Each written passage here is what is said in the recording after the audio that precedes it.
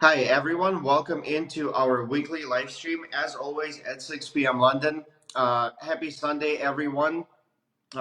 It's a great end of this week, very productive week. I'm going to say that every day since morning to the evening, we were at the incubation center, starting the workday with meetings, phone calls, meet calls, and a lot of networking inside of the building. At the end of each working day, we had some kind of an event.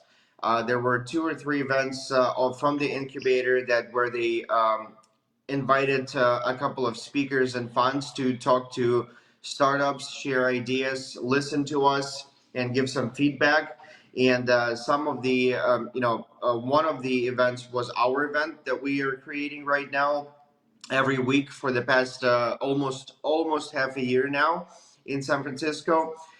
People are showing up there as well and are getting interested in cooperation with Grand Time, joining the incubator, and many other cool things. Um, this is just the sum up of this particular week. I'm not going to say that we have some really interesting news. It's mostly as we always how we always work during the week. I also want to remind everyone that about the Grand Time schools that we're talking about. I've been talking about for the last two live streams, I think, that everyone is who is willing to create some kind of a school program on our platform is more than welcome to. I also invited one blogger from Bay Area to create his own school in Grand Time, where our users will be able to attend it.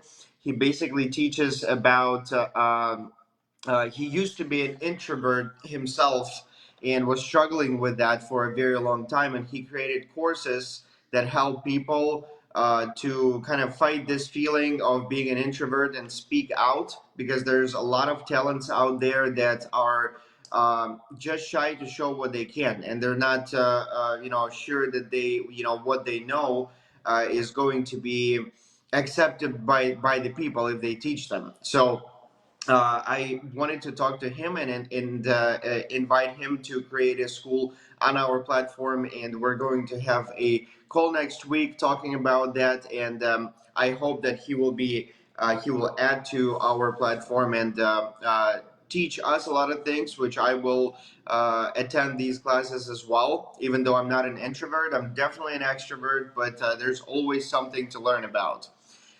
Uh, also, only from Friday, I've scheduled a couple of more calls with funds, and we will be also connected to one big lead investor in the area that's pretty well known next week as well. And I'll have everybody posted on that once we have a meeting and talk about the potential investment.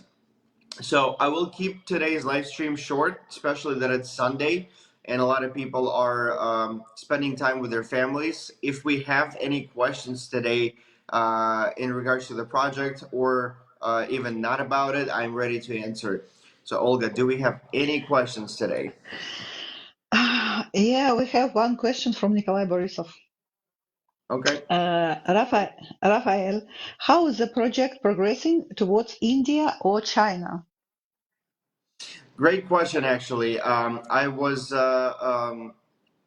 thinking about that, about our community growth, and I've seen how many new people were added to the platform. That we are already over 30,000 people registered on the platform, and our country count, I think, grew to 105 countries already. So the big part of the community, Web3 community overall, around the world is Asian countries. And I'm definitely thinking how to get into the Asian market and the community growth so that people will be adding to our platform.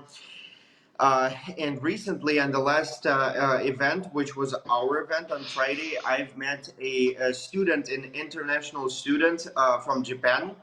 that is working in a marketing company in San Francisco right now. So he flew from Japan, finished college here, and is working as an intern in a marketing company. And we've had a really good time talking about possible ways of marketing in Japan and attracting their users and spreading the word about Grand Time there. And he seems to be very interested in helping us do that.